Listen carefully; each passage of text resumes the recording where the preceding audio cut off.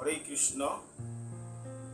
পানিহাটি চিরাদুধি মহোৎসব কি, কিভাবে যাবেন, কোন কোন স্থান দর্শন করবেন, তা আজকের আমি আপনাদের সামনে বলার চেষ্টা করছি।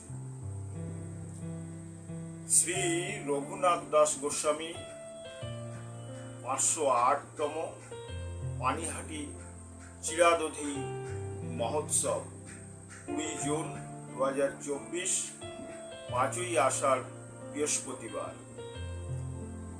কলিযুগের যুগাবতার শ্রী চৈতন্য মহাপ্রভু ও শ্রীমন নিত্যানন্দ প্রভু এই ধরাধামে অনেক দিব্যলীলার দ্বারা বদ্ধ জীবদের ভগবত প্রেম ও ভক্তি দান করে তাদের উদ্ধার করে গেছে।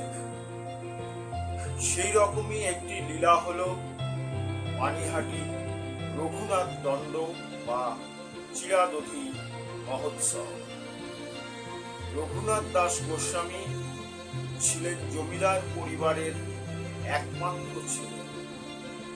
তাদের অনেক বিষয় সম্পত্তি ছিল। তার স্ত্রী ছিলেন পরম সুন্দরী, কিন্তু তার এই জাগতিক ভোগবিলাসে মন ছিল না। তিনি এসব ছেড়ে মহাপ্রভুর চরণে কৃষ্ণ ভক্তির প্রেম লাভ করতে চাইলেন। তার পিতা অনেক চেষ্টা করেও ছেলেকে সংসারে রাখতে পারলেন না। তখন রঘুনাথ গোস্বামী মহাপ্রভুর সাথে সাক্ষাতের চেষ্টা করে তিনি ব্যর্থ হলেন। তারপর একদিন তিনি জানলেন পানিহাটিতে রাঘব পণ্ডিতের বাড়িতে শ্রী নিত্যানন্দ প্রভু উপস্থিত হয়ে অনেক ভক্তদের নিয়ে কীর্তন করেছেন। তাই তিনিও গঙ্গার তীরে পানিহাটি গ্রামে এসে হাজির হলেন। সেদিন শ্রী নিত্যানন্দ প্রভু গঙ্গার তীরে একটি বট গাছের নিচে অনেক ভক্তদের সাথে কীর্তন করছিলেন। রঘুনাথ দাস গোস্বামী দূরে দাঁড়িয়েছিলেন এবং দেখছিলেন। তখন শ্রী নিত্যানন্দ প্রভু ওনাকে ডাকলেন। রঘুনাথ মাটিতে শুয়ে দণ্ডবত প্রণাম করে প্রভুর চরণে স্থান পাওয়ার প্রার্থনা করলেন। শ্রী নিত্যানন্দ প্রভু তার পা রঘুনাথের মাথায় রেখে তাকে উদ্ধার করলেন। শ্রী নিত্যানন্দ প্রভু কৌতুক করে বললেন, যেহেতু রঘুনাথ পালিয়ে পালিয়ে সরাসরি মহাপ্রভু চরণাশ্রয় চাইছিলেন, তাই তিনি শ্রী নিত্যানন্দ প্রভুর চরণে অপরাধ করেছিলেন এবং তার জন্য তাকে দণ্ড পেতে হবে। তিনি বলেন, এখনই এখানে যত ভক্ত আছে সবার জন্য চিড়া, দই, মিষ্টি, সন্দেশ, বাতাসা, কদমা, নারকেল, কলা, ফল ইত্যাদি এনে একটা উৎসব করতে হবে। সেই মতো সমস্ত জিনিস এনে সব ভক্তদের প্রসাদ বিলি করা হয়। এটাই তোমার দণ্ড। শ্রী নিত্যানন্দ প্রভু ধ্যানের দ্বারা মহাপ্রভুকে সেই স্থানে আনেন ও চিরাদুধি নিবেদন করেন। সেই দিন আশেপাশের দূর দূরান্ত থেকে ভক্তরা আসেন, গঙ্গায় স্নান করে কীর্তন করে শ্রী নিত্যানন্দ প্রভু কৃপা প্রাপ্ত হন। আজও পানিহাটিতে সেই বট গাছের নিচে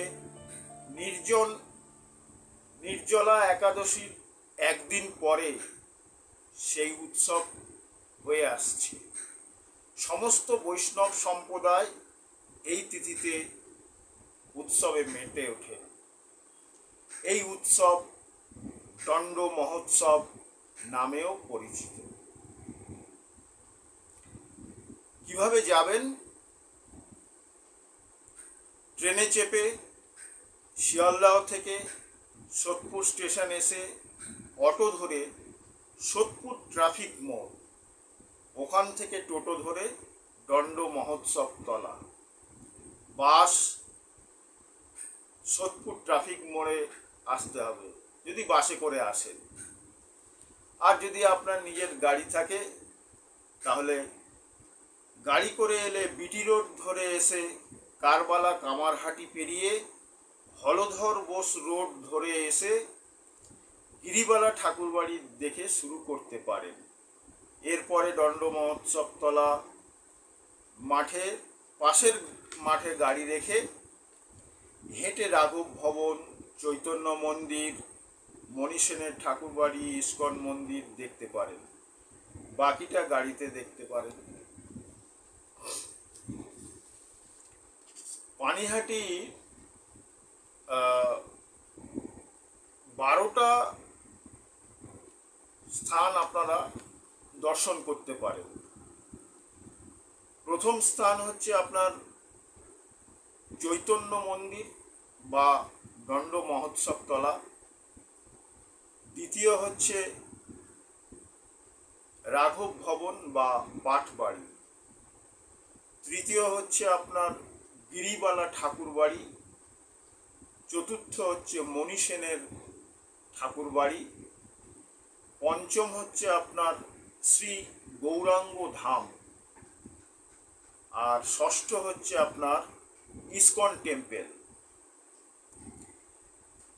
সপ্তম হচ্ছে আপনার গোবিন্দ কুমার হোম, অষ্টম মা আনন্দময়ী হলদি কালীবাড়ি, নবম হচ্ছে আপনার সৎসঙ্গ টেম্পল,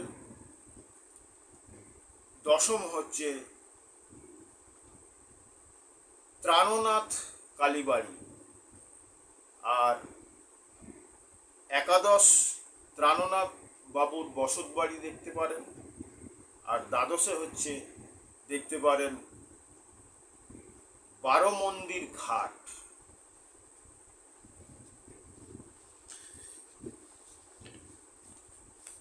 তো এই সমস্ত স্থান দর্শন করে আপনি মোটামুটি যদি পায়ে হেঁটে যান তাহলে 4 থেকে 4.5 ঘন্টা লাগবে, আর যদি অটো বা টোটোতে করে যান তাহলে 2 থেকে 2.5 ঘন্টা লাগবে।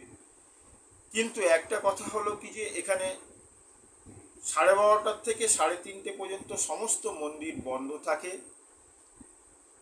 খালি ইস্কন টেম্পল ব্যতীত সমস্ত মন্দির বন্ধ থাকে। আর আপনারা দুপুরের প্রসাদ ইস্কন মন্দিরে পেতে পারেন, সেটা আগের থেকে বুক করা যায়, সেটা আপনারা অনলাইনে বুক করেও নিতে পারেন। জয় শ্রী নিত্যানন্দ প্রভুর জয়, জয় শ্রী গৌরাঙ্গ মহাপ্রভুর জয়, জয় শ্রীকৃষ্ণ চৈতন্য প্রভু নিত্যানন্দ শ্রী অদ্বৈত গদাধর শ্রীবাসাদি গৌর ভক্তবৃন্দ। হরে কৃষ্ণ কৃষ্ণ কৃষ্ণ হরে হরে, হরে রাম রাম রাম হরে হরে।